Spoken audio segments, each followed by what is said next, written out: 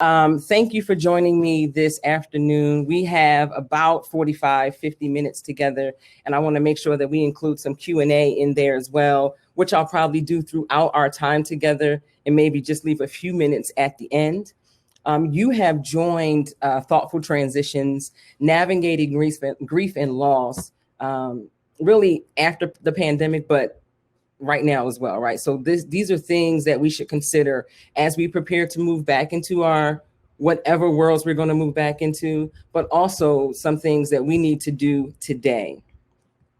So first, just want to talk about some of the things that we're going to look at this afternoon. Our agenda, a quick review. Yeah, that's grief. So all of us are grieving, even if we have not acknowledged that we are experiencing grief. So I want to make that clear once we get to that particular slide. The second thing is reconnecting to our emotions. Then we're going to sort of reveal and retell our stories. And I'll need you to type in the comments as we go. I don't have the comment up now. I don't want to pull it up now because I need to be able to see the screen for now. Remembering joy, receiving stories, reimagining ritual, regulating breath, and rediscovery, a way forward. So first, grief. What is grief? Grief, the combination of feelings, thoughts, and behaviors. It's our natural response to loss. It's personal, yet at the same time. So all of us experience grief. There is no one who, especially now, is not dealing with some type of loss. So it's important for us to realize that we're all in the same boat, even though we each have our own place in that boat, right? So we're all grieving, but we're grieving different things, and our level of grief is different. And some of us are carrying layers of grief because we've been grieving for a long time. And so that's just the basic, what is grief? And then I want to talk about, and I'll need your comments for that, right? So let's talk about it. Some of us have experienced sudden loss. So you wake up today and auntie is gone, right? Auntie has died overnight. Or you wake up today, you went into the office and bam, pink slip, office is shutting down. Today is your last day. Some of us have had to deal with sudden loss. The loss came unexpectedly. We were not preparing ourselves for it. Because in some ways we do prepare for loss, but with sudden loss, it comes at us, it hits us, it blindsides us, sort of like a car accident. We're driving along and then an accident happens and say someone dies in the accident. You were not expecting that. The person was not sick. Or we hear stories about people who are seemingly healthy, 35-year-olds who went for a run and then all of a sudden they may have had a heart attack or something, seemingly healthy. And then we experience this great loss. And then for us, where we are today, and I don't have the dates exactly, but I know in February, I went to Virginia for the Samuel DeWitt Proctor Conference. 3 weeks later, it was my last Sunday in our sanctuary at the St. Paul's Baptist Church in Philadelphia. I always say this, my pastor is the Reverend Dr. Leslie Dawn Callahan. So, but 3 weeks later, we were having our last Sunday. And on that Sunday, it was just 6 of us in the sanctuary and we were already socially distancing, right? So sudden loss, a sudden change, something that was unexpected. But then I'm going to skip ambiguous and anticipatory for now, right? Then we have that violent loss, the kind of loss that occurs because of maybe a shooting or, again, sort of a car accident, something that's very violent, and we have to deal with that kind of loss. I write here perpetual grief. Now, I'm sure there's probably another word for this, but perpetual grief is this for me. It is, as I identify as a Black woman, Black woman, as a Black woman here in the United States, every day there is a certain amount of grief that comes with me leaving the house or my brother leaving the house. It is just the result of us being here and the possibility of loss right? Anticipatory, I understand that. But the possibility of loss that comes as a result of being a Black woman or being a Black man or being a queer man or a trans woman, like just the possibility of loss because of your identity. And I sort of say that's a perpetual grief. That is something that our parents, our grandparents, you know, as far back as we can go, have had, especially here, have had to deal with just this sense of, is today going to be the day that my son leaves the house? And if we go years ago, is this the day that my son leaves the house and is lynched, right? Is this the day that my daughter leaves the house and is shot, right? We could say by a cop, we could say wherever. That is, this that day. So this kind of grief that comes with racism, this kind of grief that lays upon us because of who we are and our social status, how we intersect as Black women, like that type of grief that hits us, right? Then there's this ambiguous loss. Can't quite put your finger on it. A girlfriend of mine, we were having a conversation and she was like, I don't, things aren't right. Like something's missing. I don't know what it is. I can't name it. I just know that I feel different and I feel like I'm missing something. And we started talking about all of what is present as a result of this pandemic, right? So let's think about some of this. Some of us, I mentioned I'm an extrovert. You don't have to be an extrovert, but some of us were used to spending time with people, like not just at your workplace, not just in your home, but you know, the meetup for dinner or for walks or whatever your community was. You can't meet with that community now. So some folks will say, well, just meet up on Zoom, right? Let's just do some sort of Zoom room and we can all chat. Sure, we do that and it may serve a purpose for now.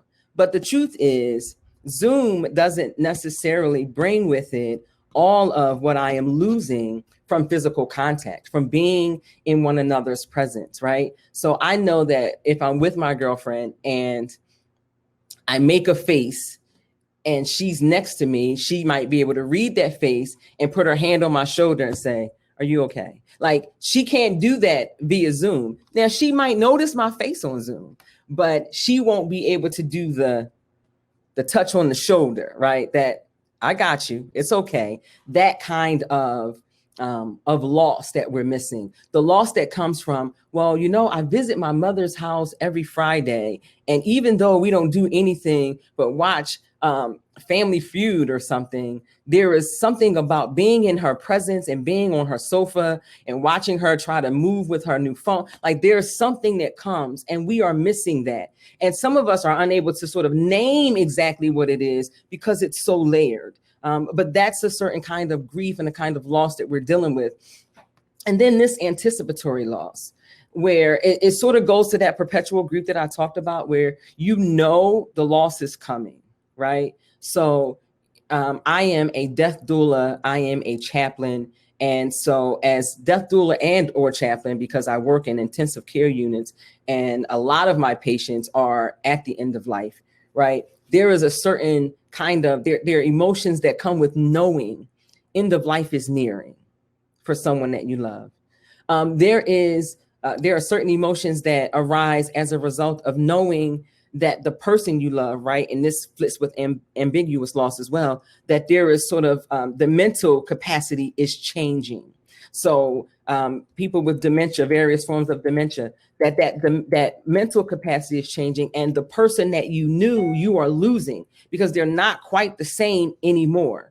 And I'm just scrolling down to make sure that I am not missing any questions as we talk. Okay, so, and then let's just look at the bottom of the slide, right? It says financial, economic, right? So when folks were told they couldn't go back to work, like stay home, for some people, they still got checks because they had computers. They were able to log in at home and do some of the work at home. For others, well, we're closed, which means you can't work and we can't pay you. So now I've lost my income, right? I've lost the income, which means for many, I've maybe lost a sense of security because I was able to pay bills before, even if it was barely, I was able to pay bills before. And now I've lost that income. So that's a certain kind of loss, physical loss. Of course, if someone, not just death, because I'm saying this so that we understand that death is one kind of loss, like physical death, because there are other kinds of death, but death is one kind of loss, but there are other kinds of losses. That's why we're talking about this, because ultimately, not only for us, but for the community, I'm talking congregation and community and families, right, that we serve, we need to know that it's not just because someone has died that folks are grieving. That we need to understand that folks are grieving because they no longer have income, they no longer have a job to go to, they no longer have the touch of the community, they no longer get to worship on Sundays where they were used to hugging. You know, they always hug that mother that sat on the front row every Sunday. If they didn't get a hug from nobody, they got a hug from her. That we are now missing that, right? So that kind of physical loss, emotional connections. Maybe your relationship ended. You know, could have been in a relationship ended. There could be some emotional loss tied to that.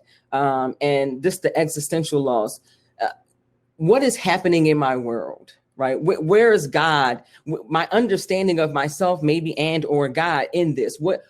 I'm losing a sense of not just normalcy, but it's maybe even a sense of identity, because I am no longer able to do those things that I thought made me. And I'm keeping an eye on it, right? So that's grief, that's loss. Obviously, it's more, but we're trying to go with the time that we have today, right? So one of the things that I always recommend that we do is, one, reconnect with our emotions, right? It's okay that you are not okay. And sometimes we need to just say that to ourselves. Like, you're going through grief. You're dealing with loss. You're not okay. It's okay to say, I am not okay today. I am hurting. I am angry. I am sad.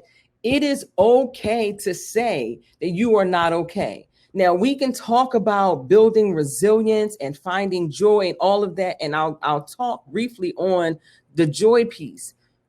But we got to start with, it's okay that I'm not okay. It wasn't during the pandemic, but I was asked to do a funeral for my cousin. Now, he is my cousin by blood, right? My biological cousin died 30 years ago. So he was married to her. She died in 1989. He died in 2019, end of 2019. And their children, my cousins, my first best friends, right, asked me to do the funeral. As I walked into the door, 30 years, right? I'm thinking I'm good. I walked into the door. A flood of emotion hit me. I'm talking about, even now, right? My eyes are probably start tearing. I lost my breath. From a 30-year ago loss, I lost my breath. The tears were warm. I had to go and sit in the car and breathe, one, and cry, right? Because in that moment, I was not okay. I was going to be okay, but I was not okay in that moment. And so it is okay for us to admit that there are tears that need to fall, that there is anger that needs to be experienced or expressed. But here's the challenge. And this was a challenge for me. About 20 years ago, when I started working in pastoral care within the congregational setting, prior to chaplaincy, the director of pastoral care and minister of counseling and family services asked me how I felt. And I told her, well, I think, and I started giving her these words, and she waited. And then she looked at me again and said, how do you feel? And I said, oh, she didn't like that one. Let me come with some other words. And I gave her these other words. And she paused me as I was talking and said, I need you to tell me how you feel. And that moment, I realized that I was sort of, in a way, disconnected from my emotions. I couldn't name how I felt. I couldn't tell you if it was anger, because I was taught that anger wasn't good. So I always tried to suppress that. I couldn't tell you if it was sadness because I was told that sadness was weak. So I didn't want you to see that. Like in that moment, I had to come to grips with, I have to discover how I feel. And so that is what I encourage us to do, to reconnect with our own emotions. We're socialized to not feel. We're socialized to help people move forward, right? Move forward, move forward. We're socialized to help people see Good Friday, right? See Jesus on the cross, see Jesus crucified, and then see Resurrection Sunday without making space for the Saturday in between. That there are some feelings, there's some emotion, there's some heaviness, there might be some anger, whatever. There's something I'm feeling that I need to be able to connect with so that I can feel and move on or move forward with, right? It's not just about saying, okay, I've experienced this. Now let me find the bright side. No, I've experienced this and it has caused me great pain.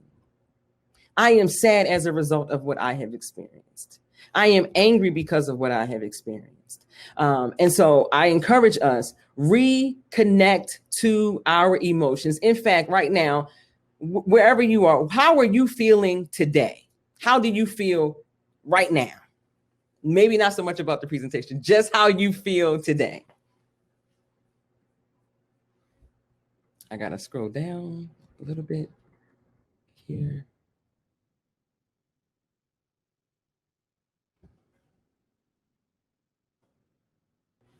Are y'all typing how you feel? Tired. Yeah. Yeah. And being able to admit you're tired. Somebody said relieved, overwhelmed, concerned. These are real emotions. Peaceful, but tired. Yes, it's relieved, frustrated, but hopeful. Emotionally spent, anxious. Yeah. So listen, even as we grieve, all of those emotions are valid, are relevant, are real to us, and should be expressed. And that doesn't, so my mind needs rest. Nicole, I feel you in terms of the mind needed rest. And I'll share a story as we get toward the end, but I'm asking you this so that you remember to ask yourself this. Because we can move and go and handle. I've been working throughout the pandemic. I work in a hospital, so hospital didn't shut down. I've been at work as whatever my assigned days were. I've been in the office, and it came to a point where my mind was tired, and I was not giving myself the rest needed. Right, my mind was so tired, y'all. Listen, and I know this is not everybody's level of tired. This was my level of tired. I got out of my car with my car running. It was parked. With my car running and walked into a store and somebody stole my car. Like I'm laughing because I went and got it back myself. We can talk about that offline. But I thought I turned the car off. I thought I locked the door. I did a Zoom session from my car and I just got out and I just walked away and went into the store. I was the Walking Dead. I was in some other kind of zone. And after I got my car back about an hour later, I said, I need a couple days off because obviously I'm not sleeping well. I got something I need to deal with because I was exhausted. It was beyond tired. I was exhausted and I was overwhelmed and I was not addressing it, which was a disservice to me, but it's also a disservice to every patient that I see and every member of the congregation that I might have an opportunity to speak with and anyone that I engage with that needs my attention. It's a disservice to me and it's also a disservice to them because I was really exhausted. Yes, Dr. Bonnie, though my well was completely dry, right? So ask yourself in the morning, how do I feel? Ask yourself when you start to feel your body tense up throughout the day, someone may have said something, someone may have done. Ask yourself, how do I feel?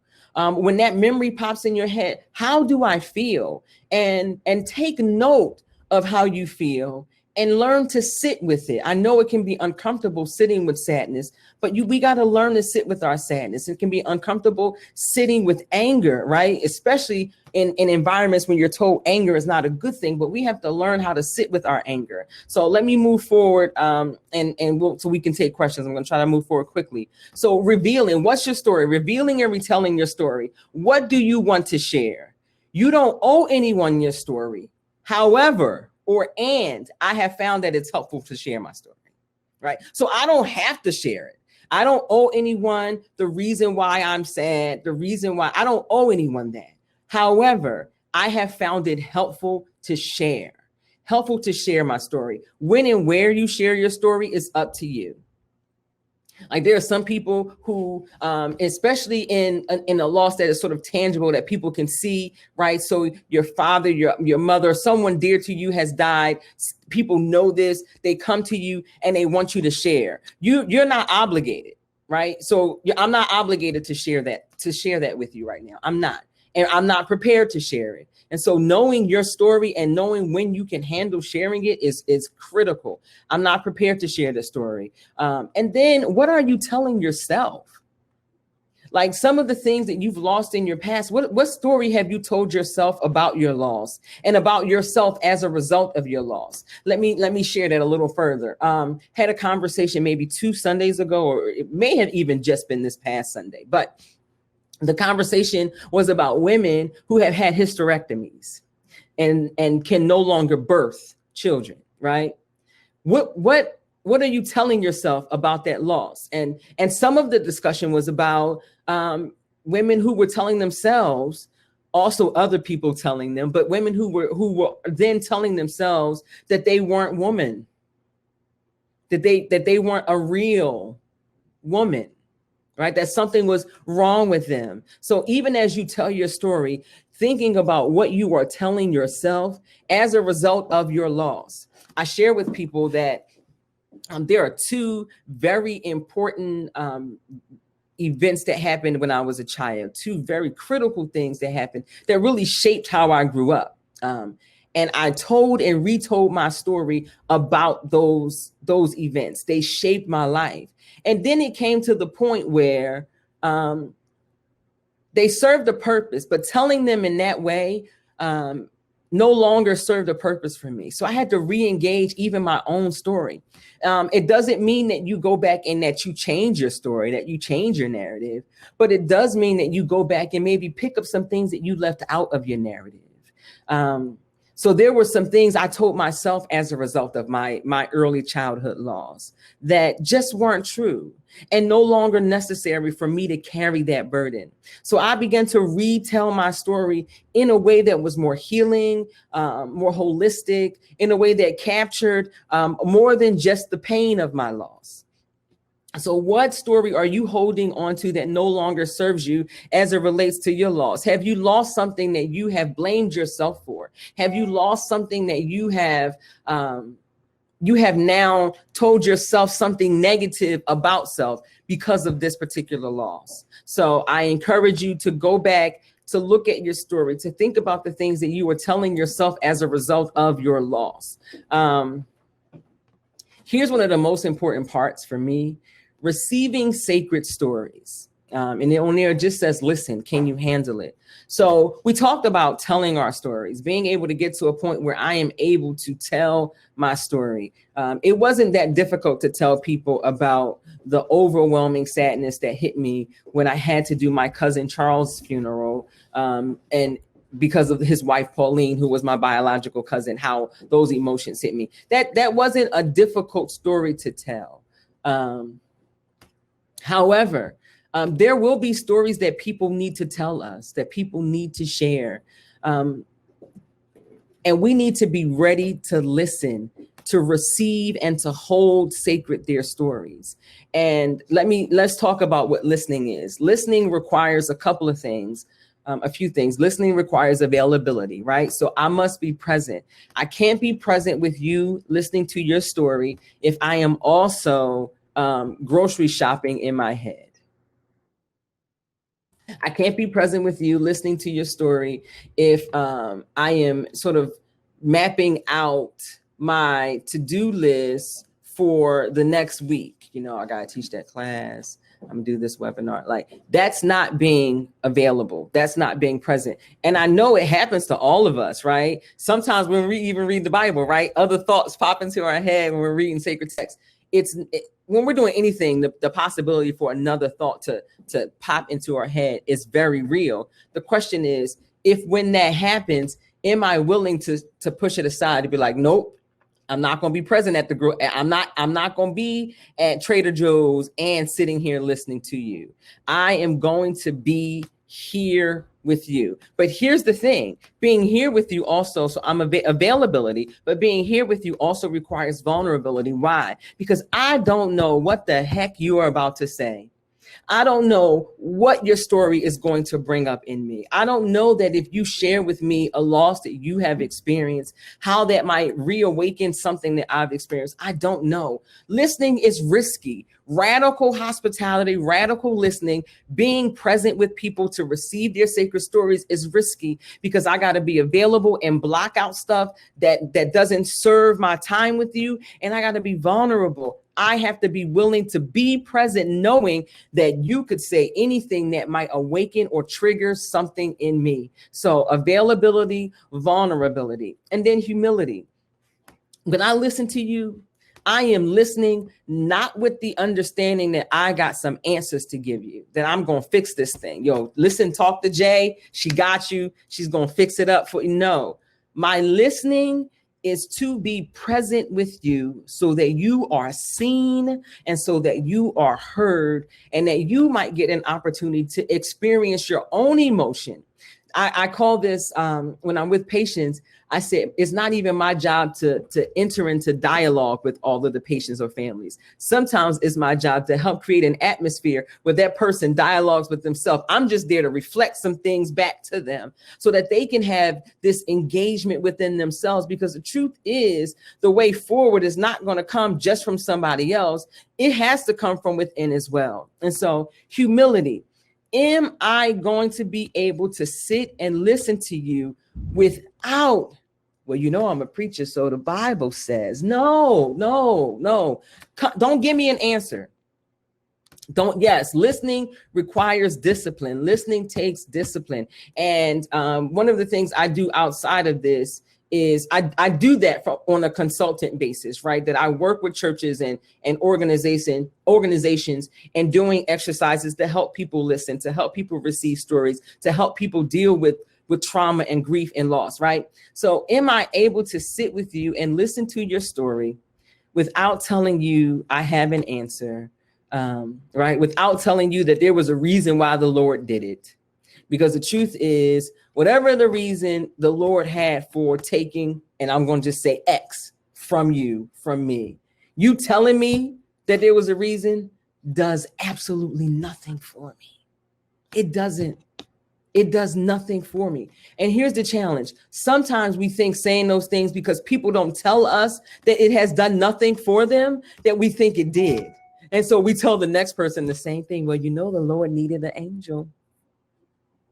Well, think of how strong you, like, we think that helps people, and they don't always tell us that it doesn't help us. But let me tell you, it doesn't. It doesn't. So humility, I am present and not here to fix. I am open to listen and even to learn, because as you share your sacred story, I am learning about you. I am able to see you, all of who you are, in listening to your story. Ultimately, listening requires empathy. Empathy, and Brene Brown has that little YouTube video. Other people have talked about it. I do like Brene Brown, I do. But she has that YouTube video where the person's at the bottom of the pit and they're sad, and there are people who are like, oh, wow, you at the bottom of the pit. I see you. Oh, I used to be in the pit. Wow, that pit, that pit is dark. It's dark down there in that pit.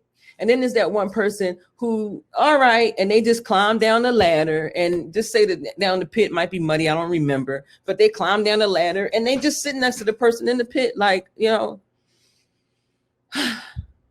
the pit you're in. I'm going to sit with you. Like, and if you want to talk while we're in the pit, I'm going to talk while we're in the pit. I'm going to tell you that your pit reminds me of my pit. and that my grandmama pit was just like this, but this is your pit, and I'm gonna be present in your pit with you without the need to give any comparison, without the need to insert myself into the story. Now, this is my favorite picture. And we got a few minutes so I could do this and still take a few questions. This is one of my favorite pictures. And I found this picture maybe 2 or 3 years ago. And I am sitting there, I got my hand, I think y'all could probably, that's me. And my cousin whose father's funeral I did is right behind me, Rafiq. And so it was his birthday. And I saw this picture. And I looked at it and I saw the smile on my face.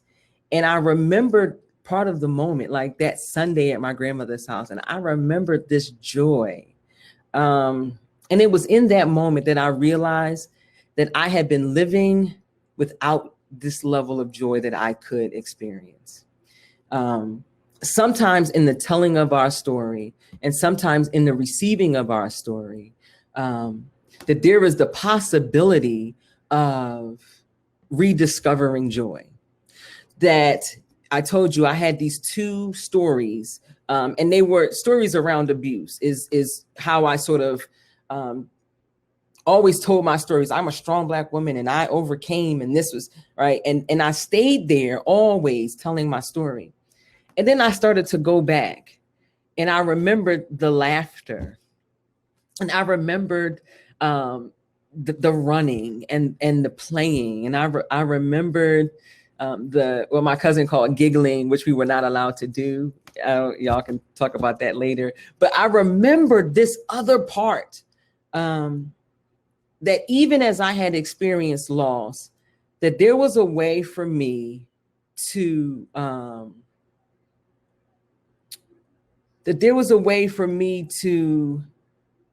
realize that even in loss, that in some cases, I still hadn't lost everything. That there were ways for me to go back and focus on memories that also brought joy. Now, this doesn't mean that the loss is not painful. And yes, Doc, I see the trauma bonding is dangerously subtle trap to fall into, where we start to try to connect every story, right? It's, oh yeah, I had that experience too, right? So thank you for wording it that way. I was able to go back and still find happy memories of my grandmother, right? How she had Sunday dinner every Sunday. And I'm talking, y'all know, the big dinners, right? I was able to go back into my mind and find joy. And once I was able to see the joy, I was able to feel the joy. Now, I'm not saying that it happens like that. Oh, I see the joy, I feel the joy. But I'm saying it is an exercise for us to do so that even as we experience loss, that we also find ways to squeeze joy out of life. Because I believe that without joy, that we will die. Because I'm telling you, there is enough in the world that seeks to destroy us. That if you can find a way to have some joy with your friend, with your family, with yourself, if we can find a way to rediscover joy. Now, this is not forcing joy on people. The discovery of joy is your own discovery. But I believe it's necessary as we move toward healing. So just a few minutes left. Reimagining ritual. So ritual prayer, spiritual practices are arguably one of the oldest sets of tools humans have for building resilience and healing trauma and healing in general, right? Our traditions include millennia of wisdom that speaks to commemorating and moving through grief and loss, transforming hurt and harm, cultivating gratitude, joy, connection. You see that there, right? So ritual. Now, there are some rituals that we can't practice or that we've had to postpone at least. They've shifted in nature. Originally, people weren't having funerals at all, right? And remember, like there's a funeral is like 10 people. And so some places now might be up to 50 people. But even that is a shift in how we normally come together. We are unable to in a very real sense, come together in the ways that we are used to for the collective mourning, the collective wailing, the weeping that we would do in community that was part of our healing process. So we have to find ways to reimagine ritual, to reimagine those spiritual practices, those ritual practices that we did that brought healing, that brought sort of a holistic sense of community to us. Because we can't do what we used to do. Now, does this mean that we'll never be able to do it again? No. But some things maybe not. And so with that in mind, what are some of the rituals that you can create, institute in your family, on your job, within your congregation, in your community? What are some healing practices that we can imagine together? There was a family that I served at the hospital who the matriarch, the mother, was probably about 5 or 6 days. She was at end of life. And I want to say from the time I started working with the family until the end, until her transition, maybe 6 days, 5 to 6 days. And so day one, I had to meet the family via Zoom, and they were talking about, I asked about her, and they told me she was a chef, and they told these wonderful stories about the things that she would do, and the meals that she would cook. And the oldest son said, she left me the recipes, and there was a joke with the family about him having all the recipes. And so what we did was we were trying to imagine something that they could do together, even though one of the siblings has a compromised immune system. One of the siblings has a child with a compromised immune system. So we knew they could not get together, right? They could not get together. So let's reimagine, let's imagine what you can do together, but apart. And so Zoom had to come in for this family. And what we imagined together was, mom was a chef. She wrote all these little recipes down on these note cards. The oldest son got one of his children to type up all of the recipes. And on each page, like, tape the note card, place the note card on the page. So the recipe is typed, and grandmom's handwriting is on the note card on the page. He took that, he made copies, he did a binder. So each family member, each child, 4 children, each of them got a copy of mom's recipes.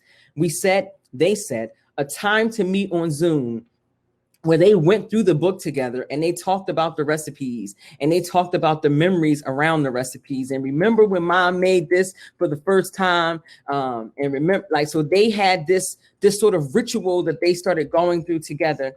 And then they made a dish. Each person picked a dish. And while they were on the phone, on Zoom together, I'm still saying phone, on Zoom together, they all went and they made their dishes. So they're talking, and they're cracking eggs, and they're talking, and they're melting butter. They're talking, and they're preparing these dishes. They prepared their dishes. The oldest son, who did not have the compromised immune system, not on that night, but it was the next 2 days, went by the other sibling's house and split the food, right? So whatever he made, he put into 4 different dishes, one for him and one for the other 3 siblings. And he went around and he made sure that everybody had a dish. So ultimately everybody had 4 dishes, and they had dinner together over Zoom, comparing the dishes to how mom made them. And it was a beautiful thing to see. And they recorded when they were on Zoom. Well, I think Zoom automatically records, but they were intentional about having the recording.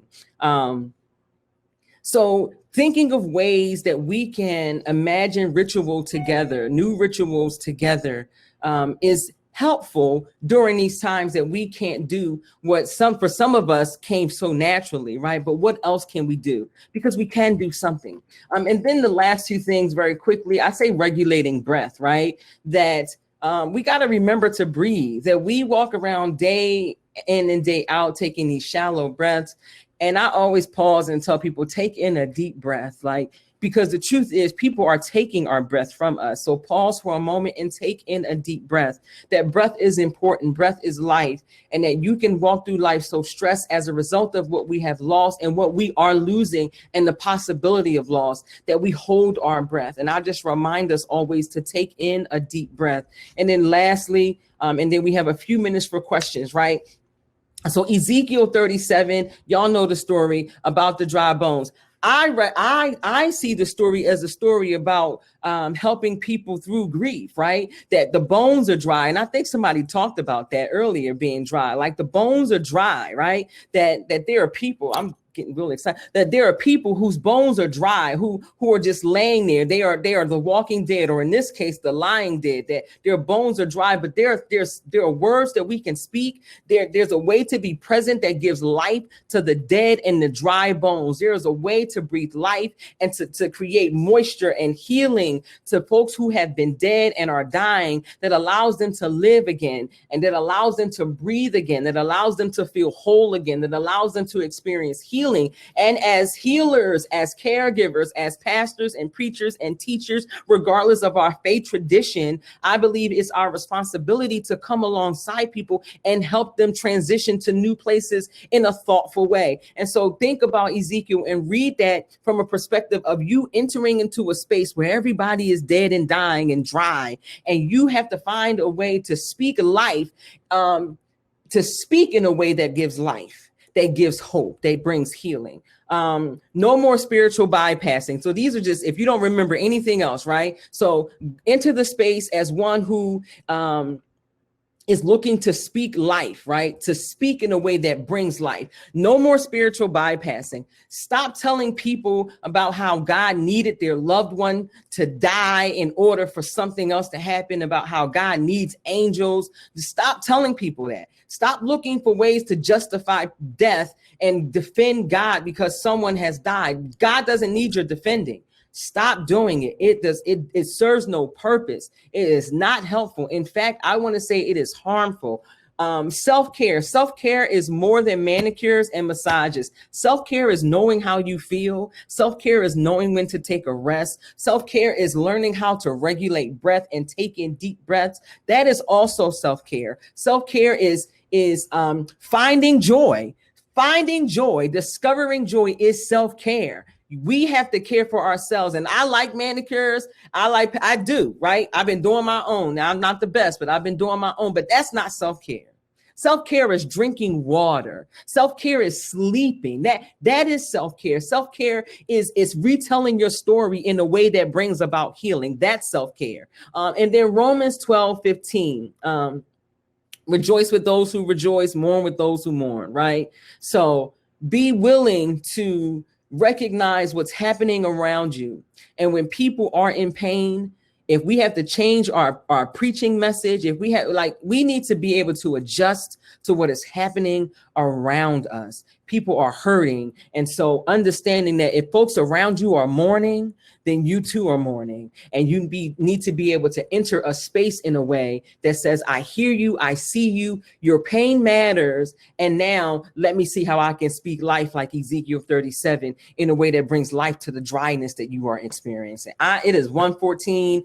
If there are any questions, I don't know how much time I have to take them, but I do. Oh, let me do this. I do want to take questions. My email address is here. If you want to copy it down, feel free. The phone number to reach me, it's a Google number, so I tell people that up front, 215-701-3868. I facilitate workshops all the time. However, we can partner to help our people move forward with the pain of their loss, because the truth is you never ever fully lose. Like, it doesn't go away. If you've lost something, it's lost, right? Sort of like if an arm is amputated, you may get a prosthesis and learn how to move through life with this new arm, but your old arm is always gone. So finding a way, I don't tell people to move on. I tell them to find a way to move forward with whatever you have, to create something new that is healing and holistic and necessary for you to have life. Thank you for joining me today. Information is there, and hopefully we can catch up again someday. I don't know if they're going to kick me out the room, but if there are any questions, feel free to type them.